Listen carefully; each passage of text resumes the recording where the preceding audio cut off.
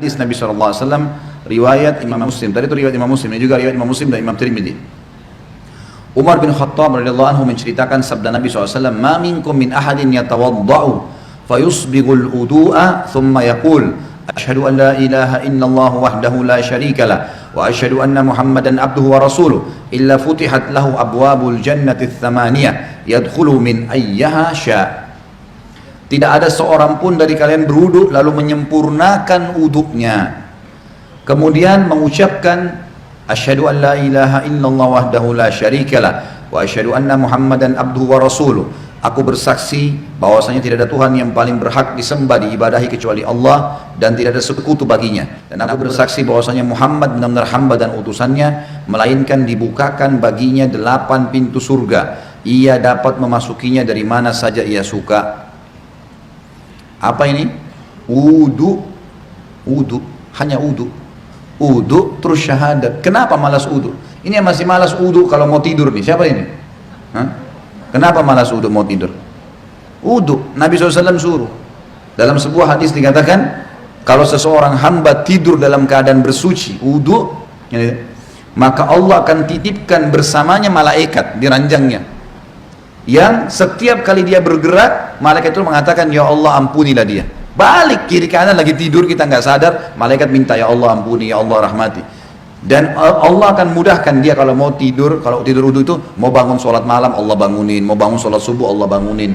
Kenapa nggak mau wudu nih? Kenapa malas wudu? Wudu ini kalau disempurnakan, diikuti dengan syahadat saja, habis itu masuk dari 8 pintu surga yang mana dia mau. Berapa menit tuh wudu? Balasannya bisa pilih pintu surga. Ya Allah yang ke-8 deh saya mau masuk nanti di akhirat. Hanya wudu. Wudu itu bukan cuma untuk sholat. Makanya para sahabat selalu wudu, batal wudu. Selalu, nggak pernah berhenti. Harus wudu. Tapi makna hadis ini adalah pelajaran pertama, Bapak Ibu sekalian, siapa yang berwudu dan menyempurnakan wudunya.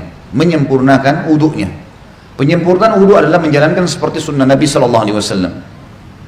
Ingat, yang paling pertama, niat dalam hati mau wudu karena Allah perintahkan. Yang kedua, harus minimal tempat yang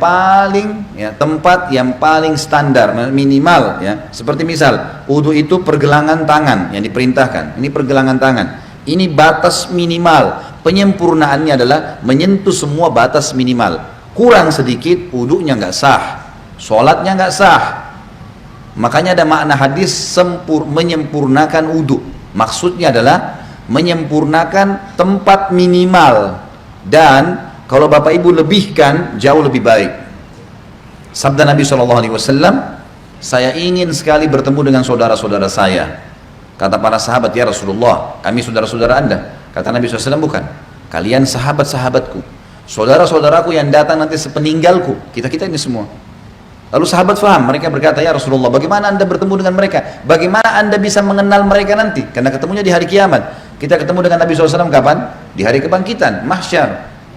Bagaimana Anda mengenal mereka sementara Anda tidak mungkin kenal mereka, tidak pernah ketemu, mereka juga tidak pernah ketemu dengan Anda. Kata Nabi SAW, sungguh dari tempat-tempat wudunya umatku akan keluar cahaya yang terang, dan tidak ada itu pada umat yang lain. Makna juga daripada hadis ini, kata ulama, adalah wudu itu hanya ada pada umat Muhammad SAW. Makna hadis itu karena dikatakan akan keluar cahaya dari tempat-tempat wudunya umatku. Maksudnya kalau umat-umat lain juga ada wudunya, berarti keluar cahaya juga. Sudah dibedain. Kata Nabi SAW, keluar nanti dari tempat-tempat wudu kita keluar cahaya semuanya.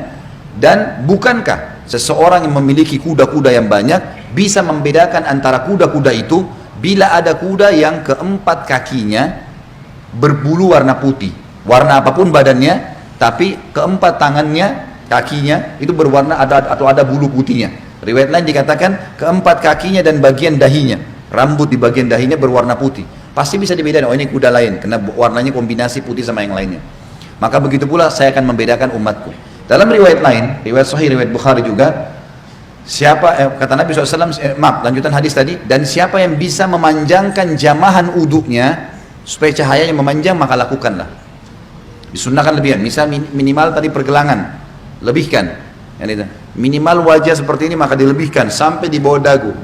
Kemudian siku, ini batas minimal, lebihkan sampai di lengan.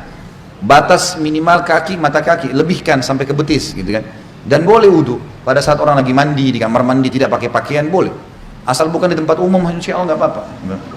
Loh iya, kamar mandi kita sendiri ada pintunya tertutup nggak ada masalah. Karena pernah ada yang bilang gitu, Ustadz boleh nggak saya wudu sementara saya mandi, atau saya harus tutup dengan sarung atau handuk? Kalau sendirian nggak ada masalah, nggak ada larangan di situ. Nah kita boleh. Nah pada saat itu justru kesempatan melebihkan. Siku bisa dilebihkan, mata kaki bisa dilebihkan, kan bisa dilebihkan gitu kan, kesempatan pada saat itu.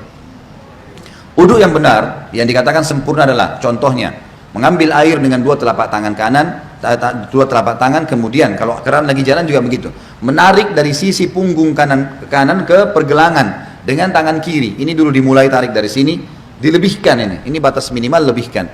Kemudian tangan kanan menarik untuk tangan kiri juga sampai batas lebih dari batas minimal sampai ke sini kurang lebih.